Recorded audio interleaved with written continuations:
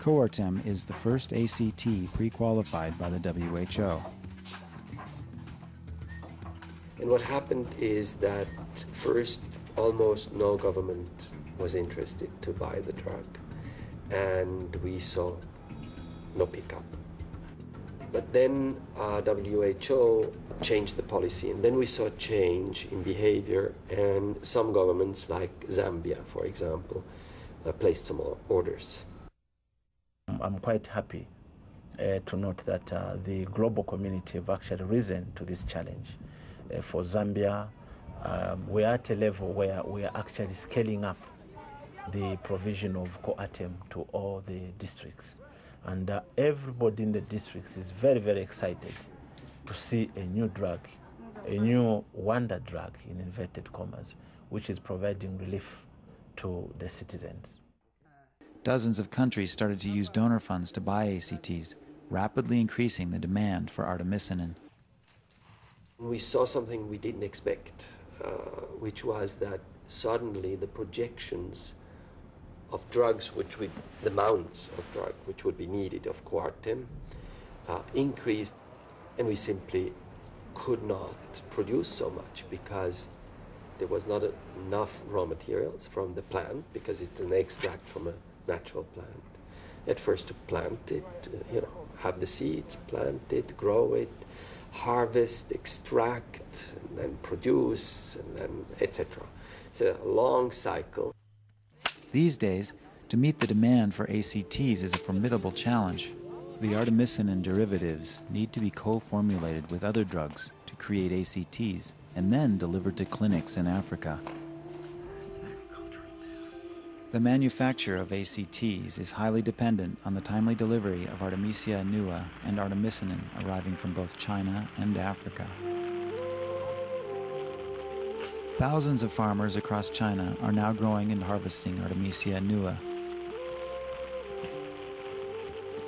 就是听到那个消息嘛，那个我们国家那个算第二大发明，能在世界上给人家那个拯救那么多小生命，那你说值得骄傲不嘞？还是可以。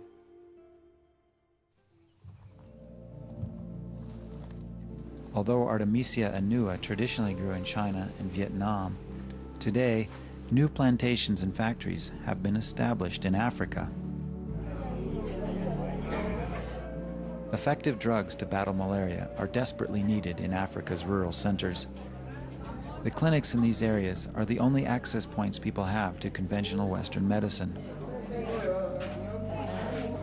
Delivering drugs to the clinics is a challenge, even when the medications are available or brought to an African port city.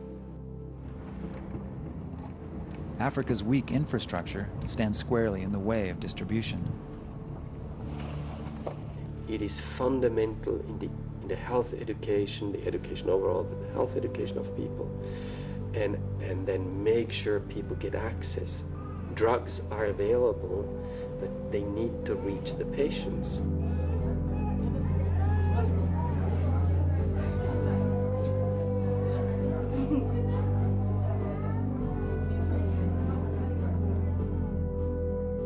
With an inconsistent availability of treatments, mothers like Angela can only wait and hope for the arrival of effective drugs.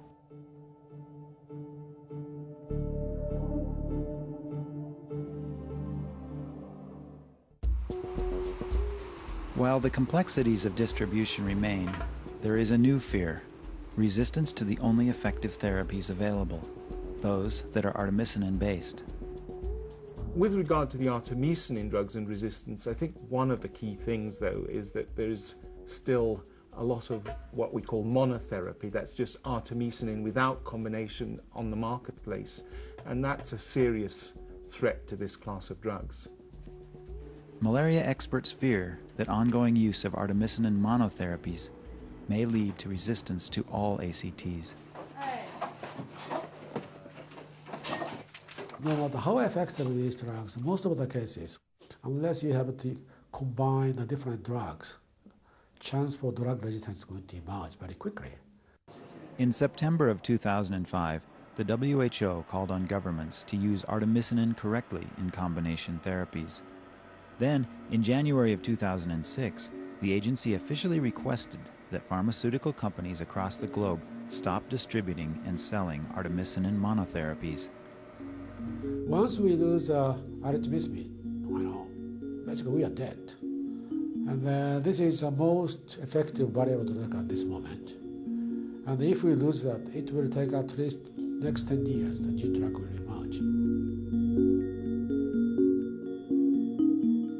The WHO has restored hope in the fight against malaria by improving access to effective medicines and by helping countries develop better distribution and monitoring programs.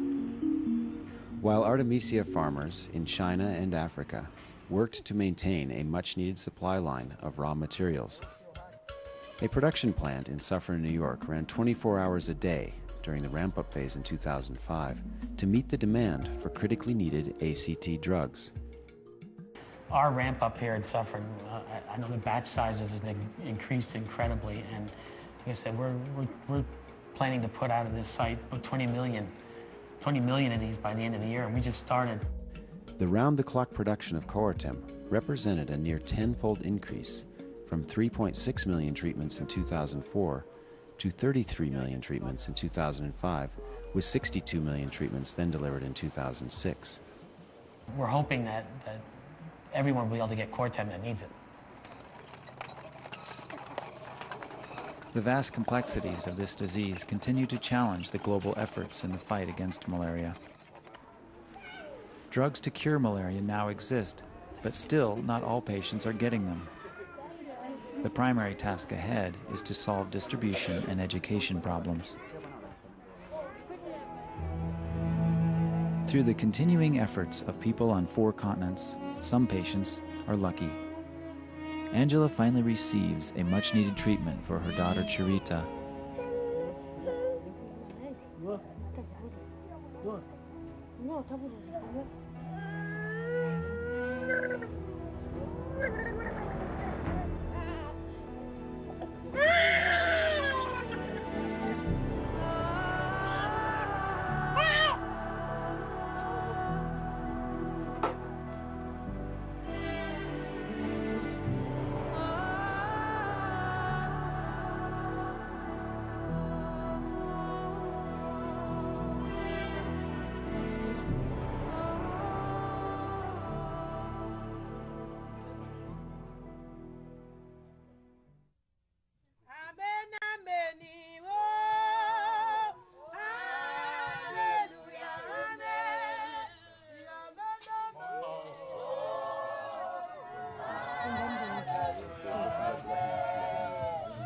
After her 3-day treatment of artemether lumefantrine, baby Charita's condition is rapidly improving as her malaria fades.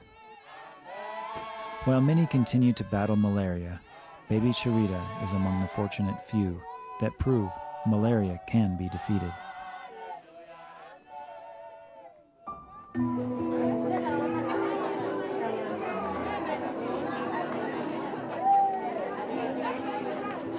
Lots of children die every day of this very preventable, very avoidable, very treatable disease. It's a tragedy, and it's a tragedy that we are beginning to turn around. From the Artemisia annua farmers in China, to the factory workers in the United States, to malaria sufferers in Africa, this is a global initiative to rid the world of malaria, and millions of people are benefiting. A victory against this crippling disease translates to a better life. The tools to control and possibly eliminate the disease are available, and efforts are moving forward at an unprecedented momentum. In the end, the promise of a malaria-free Africa will encourage a sustainable economy and will ultimately benefit the entire world.